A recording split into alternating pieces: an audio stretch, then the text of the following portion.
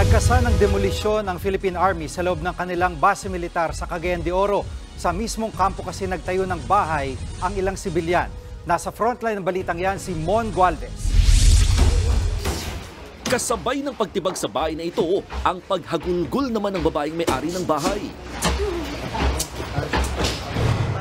Isa ito sa higit 400 bahay na ide-demolish. Nasa loob kasi ito ng Camp Evangelista na kampo ng 4th Infantry Division ng Philippine Army sa Cagayan de Oro. Sa gitna ng demolisyon, may nakuha ang 2 rifle grenade sa lugar. Inaalam pa kung kanino yan at kung para saan. Ayon sa tagapagsalita ng demolition team, taong 1938 nang magtayo ng mga bahay ang mga sundalo sa kampo. Nagsimula ang problema nang magtayo rin doon ng bahay ang mga sibilyan.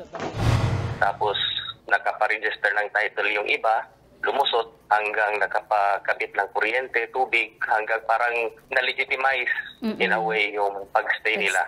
Tapos lumaki yung community. So ngayon, ito na ngayon yung nangyari. Hindi malinaw kung sinong nagbigay ng titulo sa mga residente. Pero 2013, nang manalo ang Philippine Army sa kaso dahil parte ito ng military reservation. Halos 1 dekada raw bago maglabas ng writ of execution ng korte.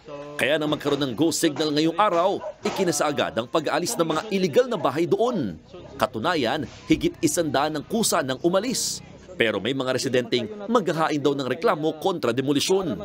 Git nila, pinaalis na nga sila, wala pa silang matanggap na pinansyal na tulong mula sa ahensya. 26 kami sa aming batch at 7 ay may titulo. Hindi naman kami nakikipag-away sa kanila pero dapat sundin nila ang batas.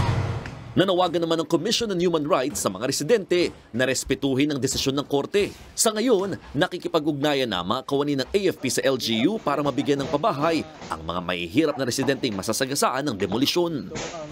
Based on the law, kailangan underprivileged or homeless yung informal settlers. So dapat karapat-dapat din sila for relocation.